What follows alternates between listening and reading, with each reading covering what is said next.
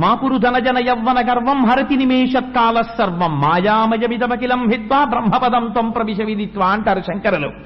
నీ కండ కావరం, నువ్వు సంపాదించిన డబ్బు క్షణంలో ఎత్తుకెళ్ళిపోతుంది కాలం. కాలస్వరూపంలో పరమేశ్వరుడు తీసుకెళ్లిపోవడానికి సిద్ధంగా ఉన్నాడు. ఎలా తీసుకెళ్లిపోతాడో గజేంద్ర మోక్షం చూపిస్తుంది మనకి. ఒంట్లో ఓపికంది, నా అంతటి వాడెవడుక్కడున్నాడు.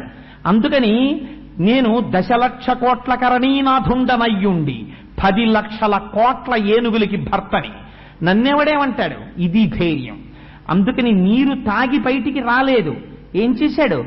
నువ్వు సంసారములో కొంతకాలముండి పుత్రుల్ని కన్న తర్వాత నీ శరీరము జర్జరీభూతమైపోతుండగా ప్రయత్నపూర్వకంగా నీ అంత నీవుగా సంసారమునందు భ్రాంతిని విడిపించుకొని వానప్రస్థమనందు ప్రవేశించాలి భార్యతో కలిసి.